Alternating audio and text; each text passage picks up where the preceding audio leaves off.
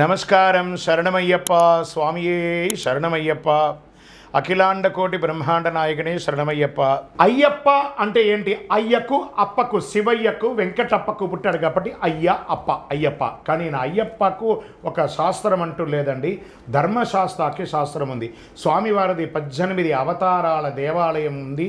మనం తిరుపతిలో నిర్మించాం. స్వామివారు 18 అవతారాలు ఎత్తారు. పరశురాముడు వారు ప్రతిష్ఠించారు. వాటిలో ఒక 5 మాత్రమే మిగిలింది. అచ్చన్ కోవిల్, ఆర్యన్గావు, కుళత్తుపుഴై, ఎరుమేలి, శబరిమల అని. మిగతావంతా కూడా భూస్థాపితం అయిపోయింది. వాటి అన్నింటినీ రీసెర్చ్ చేసి బ్రహ్మశ్రీ డాక్టర్ చంద్రమౌళి గురుస్వామి గారు తిరుపతి పట్టణంలో జీవకోన అనే ఒక ప్రాంతంలో జీవలింగేశ్వర స్వామి సన్నిధానంలో ఈ యొక్క 18 అవతారాల దేవాలయాన్ని నిర్మించారు. అయ్యప్ప అనేది ఒక నిక్ నేమ్ మాత్రమే, కానీ అయ్యప్ప అనేది శాస్త్రం కాదు. ధర్మశాస్త్రానికి శాస్త్రం. ఇలా వేద ప్రమాణం కూడా ఇప్పుడు విష్ణు సహస్రనామంలో భీష్ముల వారు చెప్పారు 22వ శ్లోకంలో 2వ పంక్తిలో, అజో దుర్మర్శన శాస్త విశ్రుదాత్మాసురారిహ. ఆయన చెప్పారు, వస్తున్నారా కలిలో ధర్మాన్ని శాసించే ధర్మశాస్త్రగా బ్రహ్మచారిగా ఉండబోతున్నారని. ఆయన ఈ జన్మలో మాత్రమే బ్రహ్మచారి, కానీ గత 17 జన్మలోనూ గృహస్థాశ్రమంలోనే ఉన్నారు. ఇలా పూర్ణ, పుష్కల, ప్రభ, శ్రీమదన, శ్రీవర్ణిని అని చెప్పి దేవీరులతో పాటు ఉన్నారు. సత్యగణన యొక్క కొడుకుతో పాటు ఉన్నారు స్వామి. అది రానున్న ఎపిసోడ్లో మనం దాని గురించి క్లుప్తంగా ఇప్పుడు చెప్పుకున్నాం, బ్రీఫ్గా చెప్పుకుంటాము. అయ్యప్ప అనేది ఒక నిక్ నేమే, కానీ అయ్యప్ప అనేది శాస్త్రం కాదు. ధర్మశాస్త్రాన్ని స్వామివారి పేరు. శరణం అయ్యప్ప. మాలాధారణ చేసిన వాళ్ళు ఖచ్చితంగా జ్యోతి దర్శనం చేయాలి. అంటే పుట్టినందుకు ఒక్కసారైనా శబరిమలకు వెళ్ళాలండి. ఒక్కసారైనా జ్యోతి దర్శనం చేసుకోండి. మిగతా అంతా కూడా మీ వీలున్నట్టుగా చేసుకోండి. పుట్టినందుకు ఆ యొక్క రద్దీలో పోయి చూస్తేనే ఆ ఆనందం వేరండి. శరణమయ్యప్ప. అయ్యప్ప స్వామి వారి దీక్ష ఎన్నిసారి వేసుకోవాలి స్వామి? దీనికి ఏమైనా నియమ నిబంధనలు ఉన్నాయా అని అంటే కాదట. మాలధారణం నియమాల తోరణం, జన్మ కారణం దుష్కర్మ వారణం, శరణం శరణం శరణం శరణం. మా తాతగారికి అన్నప్రాశనం శబరిమలలో అయింది. మా నాన్నగారికి అన్నప్రాశనం శబరిమలలో అయింది. మేమెంత బాల్యం నుంచి వెళ్తున్నాం. అన్నిసారి వెళ్ళలేదండి స్వామి. ఈ జన్మంతా కూడా ఇలా నీ స్వామివారి సేవ చేసుకుంటానని చెప్పి ఇష్టం వచ్చిన సార్లు వేసుకోవచ్చండి. తప్పేలేదు. ఇన్నిసార్లు వేయాలని రూల్ అంటూ ఎక్కడా వేయబడలేదు. మన శక్తి, మన యొక్క వసతి, మన యొక్క ఆనందం, మన యొక్క సంతోషం. శరణమయ్యప్ప. గురుస్వామి అంటే ఎవరు? గురుస్వామి ఎలా ఉండాలి? గురుస్వామికి ఏమైనా క్వాలిఫికేషన్స్ ఉంటాయా అంటే ఉంటాయండి. ఒక 10th క్లాస్ చదవాలి, ఎగ్జామ్ రాయాలంటే మనం ఎగ్జామ్ రాయాలి. ఇంటర్మీడియట్కి వెళ్ళాలంటే ఇంటర్మీడియట్ రాయాలి. డిగ్రీకి వెళ్ళాలంటే డిగ్రీకి వెళ్ళాలి. పిహెచ్డీకి వెళ్ళాలంటే పిహెచ్డీకి వెళ్ళాలి. అలాగే ఒక గురుస్వామికి ఉండాల్సిన ఏమంటే తన యొక్క శిష్యుడిని, ఆ యొక్క తల్లిదండ్రులు అందరూ కూడా అంటే అప్పచెప్తారు. స్వామి మా అబ్బాయిని, మా వారిని శబరిమలకి తీసుకెళ్ళి క్షేమంగా తీసుకెళ్ళండి అని చెప్పి అప్పచెప్తారు మాల వేసేటప్పుడు. అప్పుడు ఆ యొక్క బాధ్యత మొత్తం గురువుగారుగా స్వీకరిస్తారు. ఆ గురువుగారు ఈ మాలాధారణ మంత్రాన్ని చెప్పి వేయిస్తారు. గురువుగారికి కూడా కొన్ని క్వాలిటీస్ ఉండాలి. ఎవరైతే ఈ యొక్క అయ్యప్ప దీక్ష తీసుకుంటున్నారో ఆ మాల వేసుకునే గురుస్వాములు, మాల వేసే గురుస్వాములకి కొన్ని క్వాలిఫికేషన్స్ ఉండాలి. అదేమంటే మాలాధారణ మంత్రం, ఎలా మాల వేయాలో ఆ మంత్రం తెలిసి ఉండాలి. మాలా విసర్జన మంత్రం ఇది తెలిసి ఉండాలి. తర్వాత ఇరుముడి కట్టేటప్పుడు ఒక మంత్రం ఉంటుంది, ఆ ఇరుముడి మంత్రాన్ని తెలిసి ఉండాలి. స్వామివారి యొక్క సోదరులైనటువంటి గణపతి, కుమారస్వామి మరి అయ్యప్ప స్వామి వారి యొక్క అష్టోత్తరాలు తెలిసి ఉండాలి. స్వామివారి శరణఘోష తెలిసి ఉండాలి. స్వామివారి 18 నమస్కార శ్లోకాలు తెలిసి ఉండాలి. శాస్తా కవచం తెలిసి ఉండాలి. మేము చదువుకోలేదండి, మాకు ఇవన్నీ తెలియదండి అంటే మీరు సీనియర్ గురుస్వామిగా ఉంటారే కానీ మీరు గురుస్వామిగా ఉండరు. తెలిసిన వాళ్ళు చదివి తెలిసి మంత్రాలన్నీ తెలిస్తేనే మీరు గురుస్వామిగా డిక్లేర్ అవ్వండి. మీరు ఎన్నిసార్లు వెళ్ళినా ఇవన్నీ తెలియకపోతే మంచి భక్తులుగా ఉండండి, సీనియర్ స్వామిగా ఉండండి, కానీ గురుస్వామి కింద లెక్క వేసుకోకండి. ఇవన్నీ తెలియాలండి ఖచ్చితంగా. మీకు తెలిస్తే కదా మీ దగ్గర మాల వేసుకోవడానికి వచ్చే శిష్యులకి మీరు ఇవన్నీ తెలపగలరు. మీకు ఏమి తెలియకుండా శిష్యుడు ఉండాలంటే వాడికి కూడా ఏమి తెలియకుండా పోతుంది. కాబట్టి మీరు ముందు క్వాలిఫై అవ్వండి. శరణమయ్యప్ప. గురుస్వామి గారు ఇరుముడి సామగ్రి అంటారు కదా, ఇరుముడిలో ఏమేమి తీసుకెళ్ళాలి, దాన్ని ఏమేమి చేయాలి? మంచి ప్రశ్న కదా ఇది. ఇరుముడి అంటే 2 ముడులు. ఒక ముడిలో స్వామివారి అభిషేక సామగ్రిలో, ఒక ముడిలో అమ్మవారికి సంబంధించి మన వంట సామాన్లన్నీ ఉండాలి. శబరిమలలో ఉన్నటువంటి స్వామికి ఎందుకు ఇరుముడి ఇస్తున్నామంటే స్వాక్షాత్ స్వామివారు మగిషి సంహారం చేయడానికి అడవికి వెళ్ళేటప్పుడు ఆ పందల రాజావారు తన మణికంఠుడికి నాయన నీకు ఆకలి అవుతుంది, దారిలో ఇవన్నీ వండుకొని తినరా నాన్న అని చెప్పి కొబ్బరిలో నెయ్యి పోసి డక్కన వేసి దింపి పప్పు ఉప్పు బియ్యం అంతా ఇచ్చి 2 మూటలుగా కట్టి ఇచ్చారు. కాబట్టి మణికంఠుడే వెళ్ళారనమాట. ఆయన ఎలా వెళ్ళారు? విల్లాలి వీరుడా వీరమణి కంఠుడా అని చెప్పి స్వామి ఇరుముడిగా పళ్ళికట్టు శబరిమలైకి కళ్ళుం ముళ్ళుం కాళ్ళకు మెత్త అని చెప్పి స్వామి వారి యొక్క ఇరుముడిని తీసుకొని వెళ్ళారు. ఆ కాళ్ళు ముళ్ళు ఆ రాళ్ళు రెప్పలని కూడా తీసుకుని ఎక్కేటప్పుడు మనకి ఇబ్బంది కలగకుండా ఉండే ఆ ఇరుముడిలో 5 కొబ్బరికాయలు ఉండాలి. 1 కొబ్బరికాయలో నెయ్యి నింపాలి. మిగతా 4 కొబ్బరికాయలు పిన్ ముడి అంటే వెనక ముడిలో వేసుకోవాలి. ఆ వెనక ముడిలో బ్లౌజ్ బిట్ అమ్మవారికి గాజులు, పసుపు, కుంకుమ, అభిషేక సామాగ్రిలనే ఉండాలి. ముందు ముడిలో ఒకే 1 కొబ్బరికాయ ఉండాలి. బియ్యం ఉండాలి. స్వామివారికి సమర్పించే కానుకలు ఉండాలి. ఆ కానుకలు ఎవరైనా వేసిందల్లా తీసుకపోయి ఉండిలోనే వేయాలి, కానీ మేము వేరే వస్తువులు కొంటామని చెప్పి కొనకూడదు. అది స్వామివారి వస్తువులు. అందులో కాస్త తేనె, అటుకులు, బెల్లము, కచ్చర, కర్పూరం, అగరబత్తి అవన్నీ పెట్టుకుపోయి అక్కడ వెలిగించాలి. ఈ నెయ్యి అభిషేకమైన తర్వాత ఆ కొబ్బరికాయని హోమగుండంలో వేయాలి. ఇటుపక్క ఉన్న 4 కొబ్బరికాయని పంబా నదిలో ఇప్పి ఎక్కడానికి ముందు అందులో నుంచి 3 కొబ్బరికాయలు బయట తీయాలి. 1 కన్నిమూల గణపతి దగ్గర కొట్టాలి, 2వది శబరిపీఠం దగ్గర కొట్టాలి, 3వది పదినెట్టాంబడి దగ్గర కొట్టాలి. 4వ కొబ్బరికాయ యొక్క ఇరుముడిలో ఉంది చూసారా, దాన్ని మాలిగైపురత్తమ్మ దగ్గర దొల్లించి వదలాలి.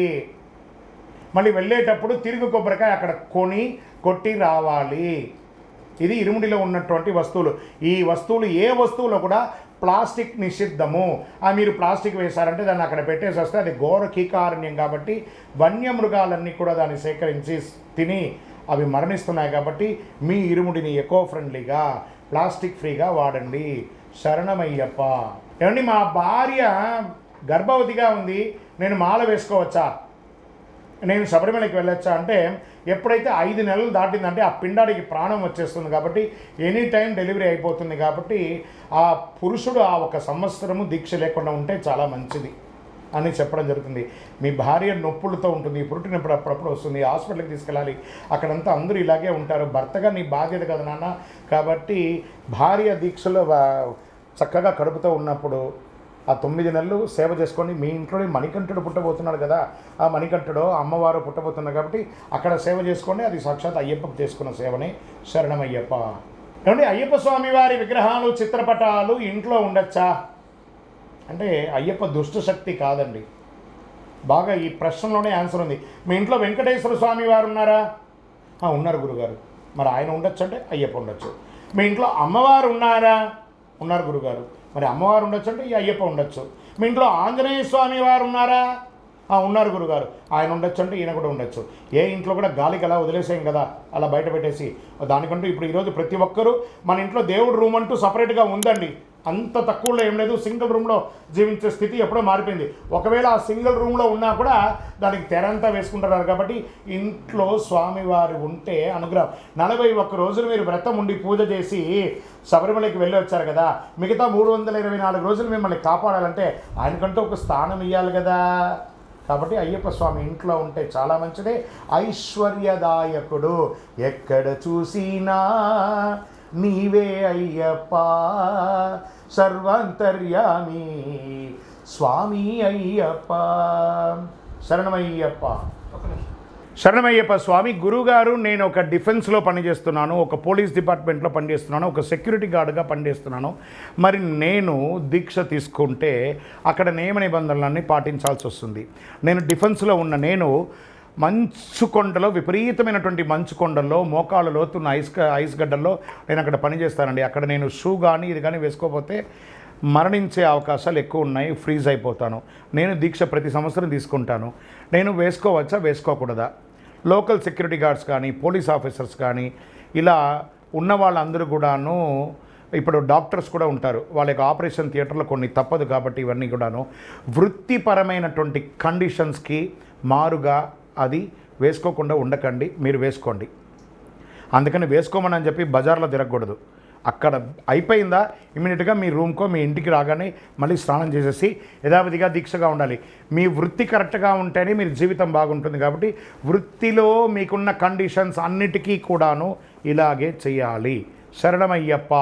గురుస్వామి గారు నేను రెగ్యులర్గా మాల వేసుకుంటున్నాను, ఒక 10-15 ఏళ్ళు మాల వేసుకున్నాను. మధ్యలో నాకు బ్రేక్ వచ్చింది, మా ఇంట్లో వాళ్ళ ద్వారానో ఇంకొకరి ద్వారానో కాస్త అనివార్య కారణాల వల్ల నేను మాల వేసుకోవాలి. దానివల్ల ఏమైనా అవుతుందంటే ఏమవుతుంది? ఏమీ కాదు, అనుగ్రహం వస్తుంది.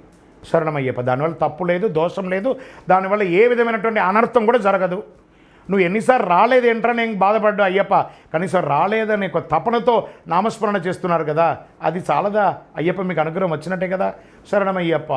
గురుస్వామి గారు అయ్యప్ప దీక్షలో ఉండగా మాల వేసుకున్న వాళ్ళు ఉదయం సాయంత్రం స్నానం చేయాలన్న కదా, మరి షాంపూలు సబ్బులు వాడవచ్చా? మనం తీసుకునేది బ్రహ్మచర్య దీక్ష కదా.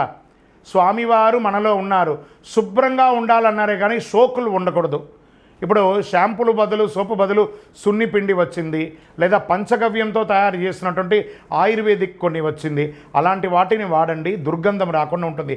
మీరు కావాలంటే చూడండి, మీ బట్టలు 4 రోజులు షాంపూలో సబ్బులో అవన్నీ పెట్టకపోతే దుర్గంధం వచ్చి మీరు వేసుకునేది మీకే కంపు కొడుతుంది. కాబట్టి ఈ పంచగవ్యంతో కూడినటువంటి వాటితో బట్టలు పిండుకోండి, మీ శరీరానికి కూడా పెట్టుకోండి, తప్పు లేదు. అందుకని షాంపూలు సబ్బులు వాడకూడదు, ఎందుకంటే అందులో ఈ కోడిగుడ్డు కానీ కొన్ని ఆల్కహాల్ కానీ మిస్ అవుతూ ఉంటుంది, కాబట్టి దాన్ని వాడకండి. శరణమయ్యప్ప. గురుగారు అయ్యప్ప స్వామి వారి బ్రహ్మచార్య. ఈ మరి పూర్ణా పుష్కల నాదనే శరణమయ్యప్ప, ప్రభా సత్యగన్ స్వామియే శరణమయ్యప్ప అని అంటాం కదండి. మరి ఈయన బ్రహ్మచారి ఎలా అవుతారు అని అంటే, కలియుగంలో ఆయన బ్రహ్మచారి. ఆ కలియుగం కాకుండా మిగతా జన్మలు ఆయన 18 జన్మలు ఎత్తారు. అన్ని జన్మల్లోనూ ఆయన దగ్గర చూడండి, నేను పెట్టాను మీకు తెలియడానికి కోసమే. పూర్ణ పుష్కల మహాశాస్త్ర. మన దేవాలయంలో కూడా ప్రతి సంవత్సరం నవంబర్ 9వ తారీఖున కళ్యాణోత్సవం చేస్తాం.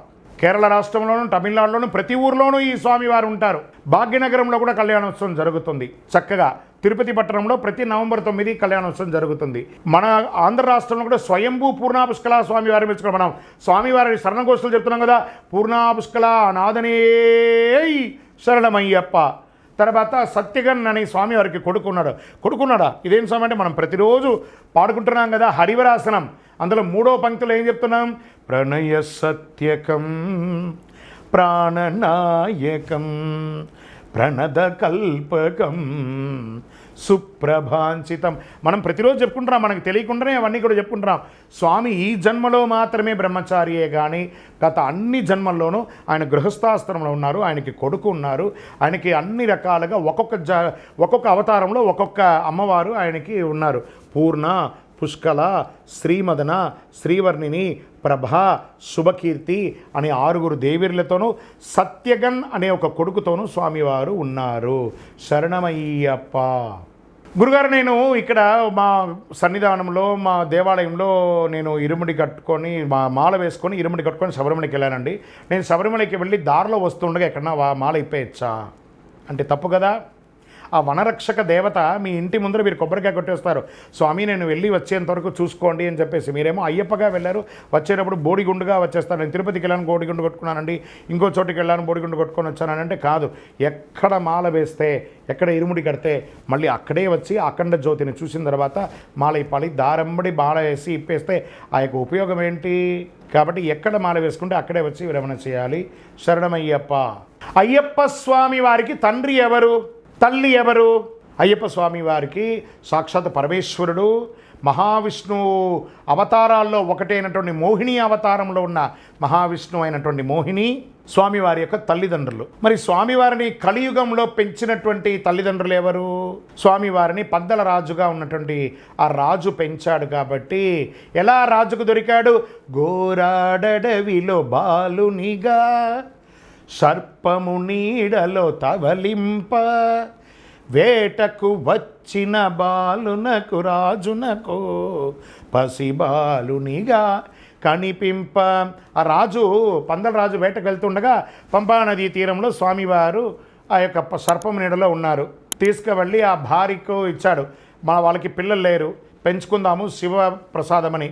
అతని పేరు రాజరాజవర్మ. స్వామివారి యొక్క తండ్రి పేరు రాజశేఖర పాండ్యుడు రాజరాజవర్మ.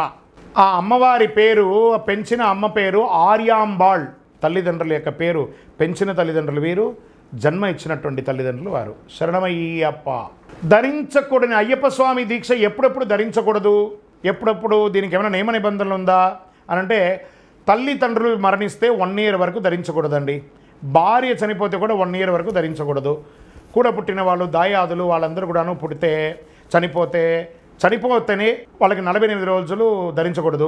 ఇంట్లో ఏమైనా పురుడు వస్తే 11 రోజుల వరకు ధరించకూడదు. ఇవన్నీ కూడా ఉన్నాయి. ఆఖరికి ఫ్రెండ్ చనిపోయినా మాల ఇప్పి వాడి యొక్క దుఃఖ కార్యక్రమంలో పాల్గొని తర్వాత వచ్చి మళ్ళీ కంటిన్యూగా మొదటి రోజు నుంచి మళ్ళీ దీక్ష తీసుకోవాలి.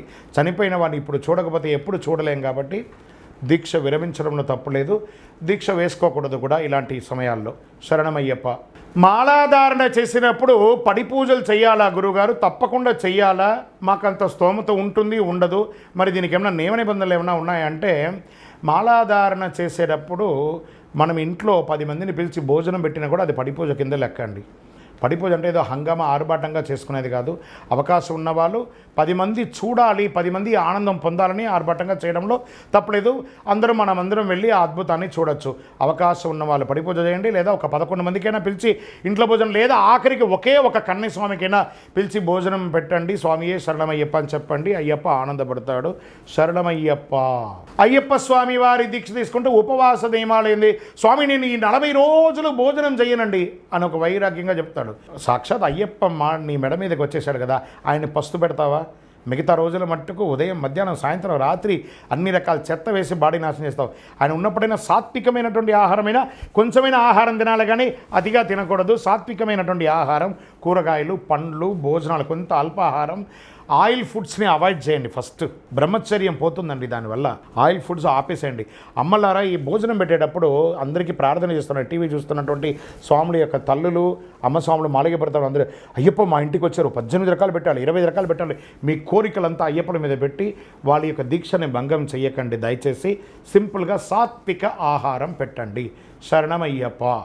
మధ్యాహ్నము మాల వేసుకున్న వాళ్ళు మధ్యాహ్నం నిద్రపోవచ్చా అని అంటే ఆలోచించుకోండి. అయ్యప్ప స్వామి ఏమన్నారు? నువ్వు చేసే వృత్తిని ఒంటికి 1 గంట సేపు చేస్తే అది నీ ఇంటికి 2 గంటల సేపు చేస్తే నీ దీక్ష యాత్రకని చెప్పారు. కాబట్టి అలసట ఎక్కడి నుంచి వస్తుందండి? పని చేయండి, త్వరగా పడుకోండి, రాత్రి నిద్ర ప్రయత్నం చేయండి. మధ్యాహ్నం నిద్ర ఏందండి మరి ఘోరంగాను. శరణమయ్యప్ప. గురుగారు యొక్క స్కూల్కి వెళ్ళే పిల్లలు, అది మగపిల్లలైనా ఆడపిల్లలైనా ఎలా వెళ్ళాలి? కాలేజీకి వెళ్ళే మగపిల్లలు ఎలా వెళ్ళాలి అని అంటే, ఇది చాలా controversial question and typical answer. దీన్ని జీర్ణించుకోక తప్పదు. మిడిమిడి జ్ఞానంతో కామెంట్స్ పెట్టకండి. ప్రాక్టికల్గా అయ్యప్ప మాల వేసుకుంటే ఏం చేయాలి? నల్లబట్టలు వేసుకోవాలన్నా లేదా? అలాగే స్కూల్కి వెళ్ళాలంటే స్కూల్ యూనిఫామ్ వేసుకోవాలి. దానికి ఒప్పుకుంటేనే మీరు మాల వేసుకోండి, లేకపోతే మాల వేసుకోకండి. మేము మాల వేసుకుంటే స్కూల్కి నల్లబట్టలు వేసుకోకుండా యూనిఫామ్ వేసుకోమంటున్నారు అని ఆ స్కూల్ ముందర, కాలేజీ ముందర ధర్నాలు చేసి మీ యొక్క మిడిమిడి జ్ఞానంతో ఆ ఆర్గనైజేషన్ ఇబ్బంది పెట్టి మిగతా పిల్లల్ని చదువు లేకుండా చేయకండి. ఈ ఒక మాల వేసుకునే పాప కానీ బాబు కానీ స్కూల్కి వెళితే ఆ నల్ల బట్టలతో మంచిగా మాలలంతా బయట వేసుకొని బొట్లంతా అలా పెట్టుకొని వెళితే ఆ యొక్క స్కూల్లో ఉద్యోగం చేసే స్త్రీలు, వారి యొక్క ఋతుచక్రంతో ఉన్న వాళ్ళు కూడా వచ్చే అవకాశాలు ఎక్కువ ఉంటాయి. వీళ్ళని చూసి అయ్యో సాక్షాత్ అయ్యప్ప అని చెప్పి వాళ్ళు దూరంగా వెళ్ళిపోతారు. వీళ్ళు ఒక్కటి దూరంగా వెళ్ళడం వల్ల ఈ ఒక్క స్వామి వల్ల ఎంటైర్ క్లాస్ డిస్టర్బ్ అవుతుంది. సో ఆ మేనేజ్మెంట్కి, ఆ చదువుకోవాలని వచ్చిన పిల్లలకందరికీ ఒక స్వామి వల్ల మిగతా వాళ్ళకందరికీ చదువు అనేది ఇబ్బంది అవుతుంది. కాబట్టి దీక్ష మీకోసమే కానీ స్కూల్కో కాలేజ్కో కాదు. స్కూల్కి వెళ్ళేటప్పుడు స్కూల్ యూనిఫామ్, అయ్యప్ప శబరిమలకి వెళ్ళేటప్పుడు ఎలా అయ్యప్ప యూనిఫామో స్కూల్కి వెళ్ళేటప్పుడు స్కూల్ యూనిఫామ్ ఖచ్చితంగా వేసుకుంటేనే దీక్ష తీసుకోండి, లేకపోతే తీసుకెళ్ళకండి. కాలేజ్కి వెళ్ళిన వాళ్ళైనా స్కూల్కి వెళ్ళే వాళ్ళైనా దీక్ష మీకోసమే కానీ. కాలేజ్ అనేది కాస్త ఎక్స్క్యూజ్ అవ్వచ్చండి, ఎందుకంటే వాళ్ళకి అన్నీ ఆల్మోస్ట్ జాగ్రత్త పడతారు కాబట్టి స్కూల్లోనే ఎక్కువ ఉంటారు. ఎందుకంటే మదర్ లవ్ నుంచి స్కూల్కి వెళ్ళేటప్పుడు ఎక్కువ శాతం ఆడవాళ్ళు టీచర్స్గా ఫ్యాకల్టీస్ ఉంటారు కాబట్టి స్కూల్కి వెళ్ళే వాళ్ళ గురించి ఆలోచిద్దాం.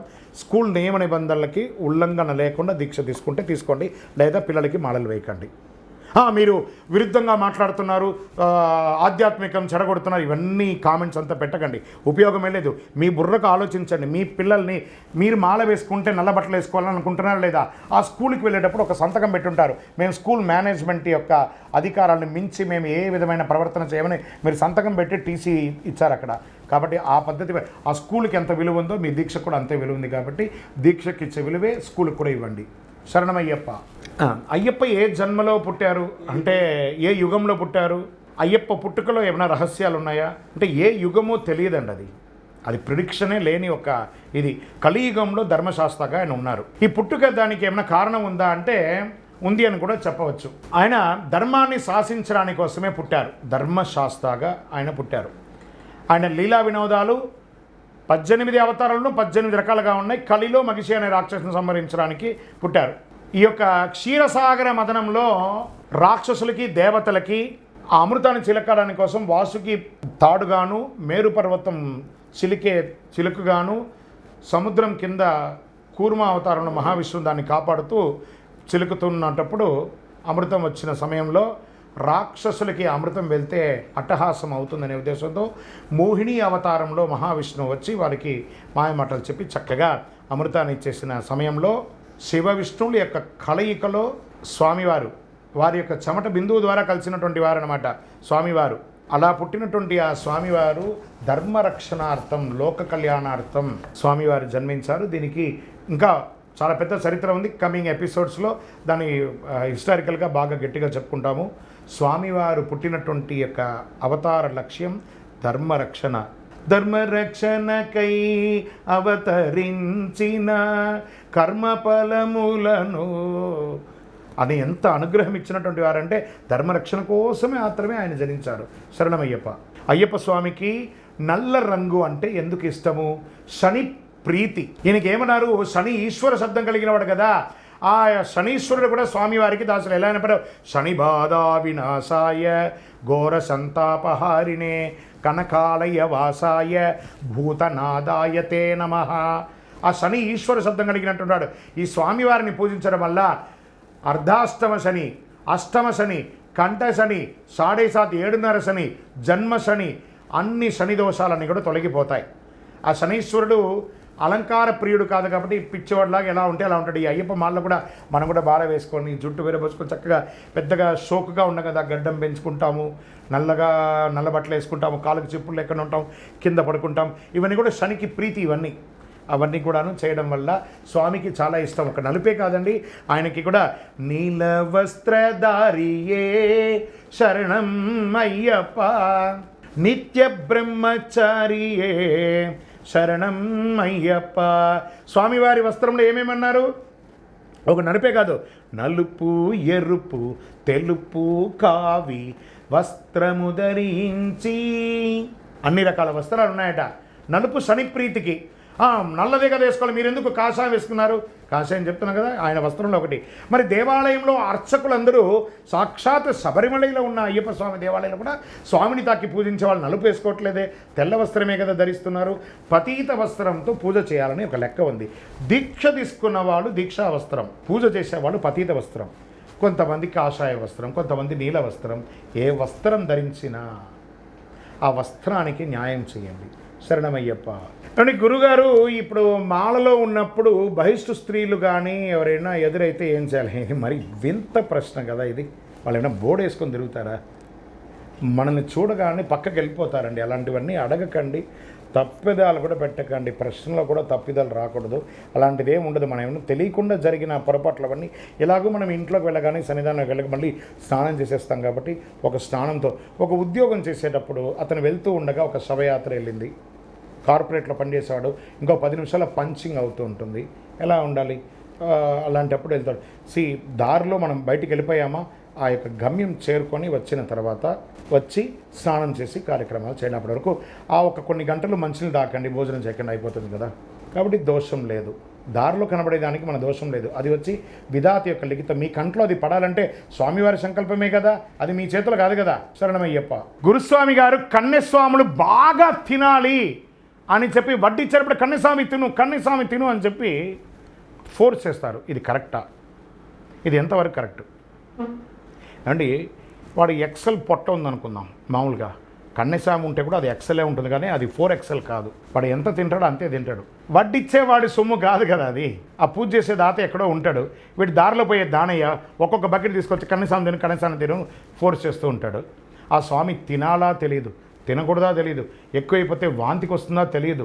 ఎందుకురా ఈ మాల వేసుకున్నాం, ఎందుకురా పూజకు వచ్చామని వాడు ప్రతిరోజు బాధపడడం. ఇలాంటివన్నీ చేయకండి.